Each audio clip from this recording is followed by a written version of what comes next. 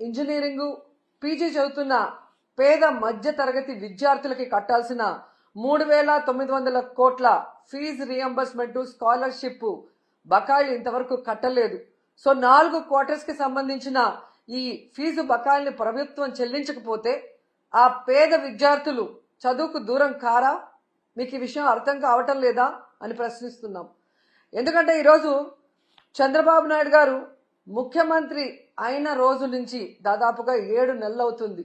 ఈ fee reimbursement కోసం, వసతి దీవెన, విద్యా దీవెన కోసం ₹1 కూడా చెల్లించకపోవడం సిగ్గుచేటని కూడా ఈ సందర్భంగా తెలియజేసుకుంటున్నా. ఎందుకంటే ఆనాడు వైఎస్ఆర్ గారు పెద్ద చదువులు ఉన్నవారికే కాదు, అర్హత ఉన్న ప్రతి పేద మధ్యతరగతి విద్యార్థికి అందించాలని గొప్ప మనసుతో ఈ ఫీజు రియంబర్స్మెంట్ తీసుకురావడం జరిగింది. దాన్ని జగన్మోహన్ రెడ్డి గారు తను అధికారంలో ఉన్న 5 సంవత్సరాలు సంపూర్ణంగా అమలు చేయడం మనం గమనించాం.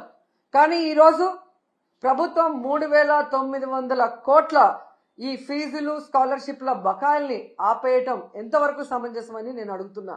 ఎందుకంటే ఈరోజు మీరు చూస్తే విద్యా దీవెన కింద 2,800 కోట్లు, అలాగే వసతి దీవెన కింద 1,100 కోట్లు, అంటే దాదాపుగా 3,900 కోట్లని బకాయిలు పెట్టడం వల్ల కొన్ని కాలేజెస్ లో విద్యార్థుల్ని క్లాసులకి రానివ్వట్లేదు, కొన్ని కాలేజెస్ లో విద్యార్థులకి సర్టిఫికెట్లు కూడా ఇవ్వకపోవటం, కొన్ని చోట్ల విద్యార్థులు చదువుకు దూరవటం చూస్తుంటే చాలా చాలా బాధేస్తుంది. ఎందుకంటే విద్యతోనే పేదరికం సమూలంగా నిర్మూలించే అవకాశం ఉంది. అందుకే రాజశేఖర రెడ్డి గారు, జగన్మోహన్ రెడ్డి గారు పేద పిల్లలకి చక్కటి చదువును అందించి ఆ కుటుంబాలు ఆర్థికంగా ఎదిగే విధంగా, సమాజంలో గౌరవంగా ఉండే విధంగా అన్ని రకాలుగా ఎలా అండగా నిలబడ్డారో మనం గమనించాం. కానీ చంద్రబాబు నాయుడు గారు డబ్బున్న వాళ్ళు మాత్రమే చదువుకోవాలి, తన పార్టీలో ఉన్న ప్రైవేట్ స్కూళ్ళు, కాలేజీలు ఉన్న వాళ్లే ఫీజులు దండుకోవాలి అన్నట్టుగా ఈరోజు పేద విద్యార్థుల్ని చదువుకు దూరం చేసే విధంగా చర్యలు చేపట్టడం, ఇవ్వాల్సిన బకాయిలు ఇవ్వకపోవడం అనేది మనం గమనించాలి. అండ్ ఈరోజు ఫీజు రియంబర్స్మెంట్ అలాగే స్కాలర్షిప్లు బకాయిలు తొందరగా చెల్లించండి అయ్యా అని అడిగితే దానికి కొంతమంది మంత్రులు మీరు బకాయిలు పెట్టలేదా, మీ ప్రభుత్వంలో బకాయిలు లేవా అని విచిత్రంగా మాట్లాడుతున్నారు. ఆ మంత్రులకు కానీ ఆ ఇతండంగా మాట్లాడే వారికి నేను తెలియజేసేది ఒకటే, 2019లో చంద్రబాబు నాయుడు గారు దిగిపోయే నాటికి 2,800 కోట్లు బకాయిలు ఉన్నాయి. ఆ రోజు ఆ బకాయిల్ని జగన్మోహన్ రెడ్డి గారి ప్రభుత్వం సంపూర్ణంగా చెల్లించడమే కాకుండా తాను అధికారంలో వచ్చిన తర్వాత ఉన్న వాటిని కూడా ఎలా చెల్లించుకుంటూ వస్తున్నారో మనం చూసాం. సో ఎప్పుడూ కూడా ఒక ప్రభుత్వం మారినప్పుడు గత ప్రభుత్వంలో బకాయిలు ఉంటే వాటిని తీర్చాల్సిన బాధ్యత ఆ అధికారంలోకి వచ్చిన పార్టీకి ఉంటుంది. కానీ అధికారంలోకి వచ్చిన తర్వాత ఈరోజు చేతులు దులుపుకొని పేద విద్యార్థుల చదువుని దూరం చేసి మళ్ళీ ఇతండంగా విచిత్రంగా మాట్లాడటం ఎంతవరకు సమంజసమని నేను ప్రశ్నిస్తున్నా. అండ్ ఈరోజు మీరు చూస్తే ఇది చంద్రబాబు నాయుడికి ఇది కొత్త ఏం కాదు, మీరు గతంలో కూడా చూశారు. ఎందుకంటే పేదవాళ్ళంటే చంద్రబాబు నాయుడికి చిరాకు. పేదవాళ్ళు మనుషులు కారనా, వాళ్ళకి చదువు అవసరం లేదనుకుంటారో ఏంటో నాకు తెలియదు. కానీ వైఎస్ఆర్ గారు తీసుకొచ్చిన ఈ ఫీజు రియంబర్స్మెంట్ ని ఏ విధంగా ఇంజనీరింగ్ స్టూడెంట్స్ ని ఫీజు రియంబర్స్మెంట్ లో 35,000 రూపాయలకే కోత పెట్టి ఎంతమందిని ఇబ్బంది పెట్టారో మనం అందరం కూడా గమనించాం. కానీ జగన్మోహన్ రెడ్డి గారు ఎంత ఖర్చు అయినా విద్యార్థికి మొత్తం ప్రభుత్వమే చెల్లించే విధంగా ప్రతి పేద మధ్యతరగతి పిల్లవాడికి చక్కటి చదువుని అందించటం ఈరోజు ప్రజలందరూ కూడా గమనించాల్సిన విషయం అని కూడా ఈ సందర్భంగా తెలియజేసుకుంటున్నా. అండ్ ఈరోజు మీరు చూస్తే ఈ చంద్రబాబు నాయుడు గారు 3,900 కోట్ల ఈ స్కాలర్షిప్లు కానీ ఫీజు రియంబర్స్మెంట్ బకాయిలు మాత్రమే ఆపలేదండి. ఆయన ముఖ్యమంత్రి అయిన ఈ 7 నెలల కాలంలో ఫీజు రియంబర్స్మెంట్ ని ఆపేశాడు, అమ్మఒడిని ఆపేశాడు, చేయూతని ఆపేశాడు, మెడికల్ కాలేజీల్ని కట్టడం ఆపేశాడు, నాడు నేడు స్కూల్స్ రెన్యువేషన్ ఆపేశాడు, అలాగే మీరు చూస్తే 0 వడ్డీ పథకాన్ని ఆపేశాడు, ముఖ్యంగా పేదవాళ్ళకి చాలా అవసరమైన ఆరోగ్యశ్రీని ఆపేశాడు.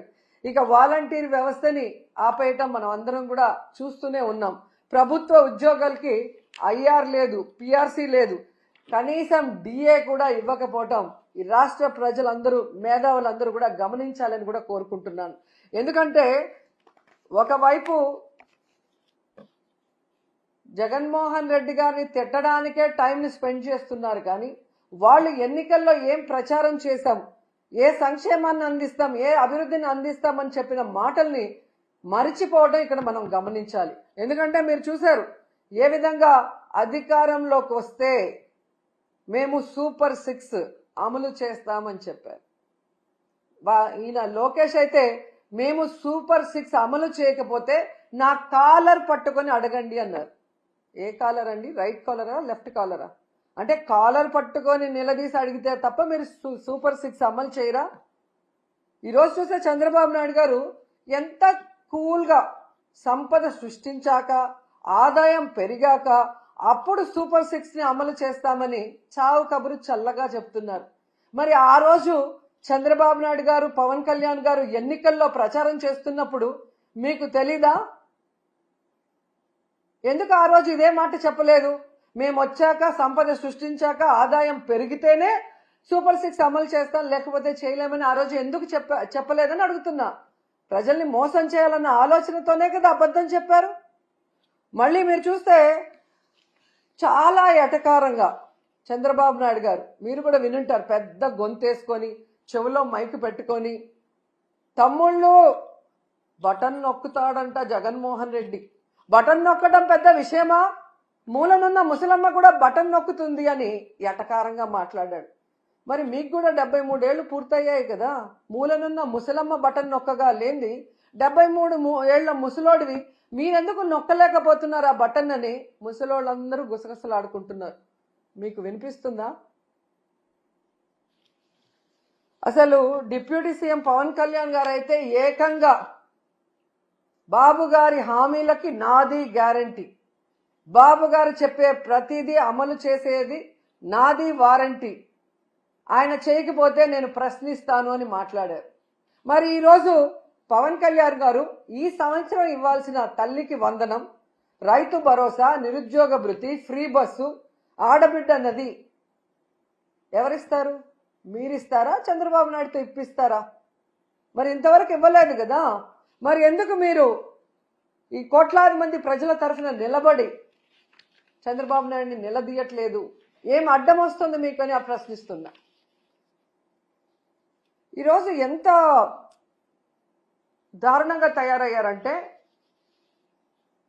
నేను, నా కొడుకు పవన్ కళ్యాణ్ గారు అధికారంలోకి వచ్చేసాం కాబట్టి ఈ రాష్ట్ర ప్రజలు ఏమైపోయినా పర్వాలేదు, వీళ్ళకి మనం చెప్పింది ఏది చేయాల్సిన అవసరం లేదు అని ఎంత కేర్లెస్గా ఈ ప్రభుత్వంలో ఉన్న పెద్దలు ప్రవర్తిస్తున్నారో మనం అందరం కూడా గమనించాలి.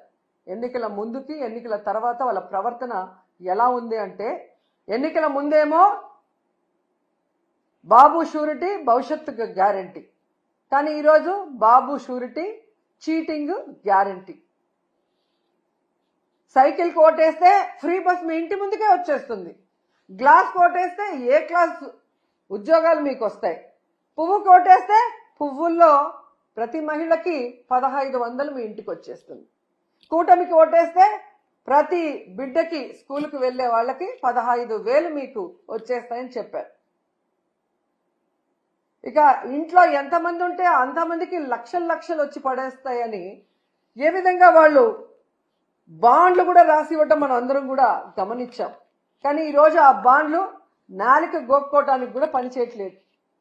అసలు వీళ్ళు చేసిన ప్రచారం ఎలా ఉంది అంటే, రామానాయుడు గారు సైకిల్ వేసుకొని ఒక ఇంటికి వస్తారు, ఈ రోజుకి కూడా ఎక్కడ చూసినా అది వాట్సాప్లో తిరుగుతుంది, నీకు 15,000, నీకు 15,000, నీకు 15,000, నీకు 18,000 అని చిన్నపిల్ల నుంచి పెద్దవాళ్ళ వరకు వేలు పెట్టి ప్రతి ఒక్కరికి చూపిస్తూ సైకిల్లో వచ్చి సైకిల్ కొట్టేస్తే చాలా అవన్నీ వచ్చి పడిపోతాయి అన్నారు. మరి అదే సైకిల్ మీద ఈరోజు వెళ్ళి అవన్నీ ఎందుకు వాళ్ళకి అందించలేకపోతున్నారు?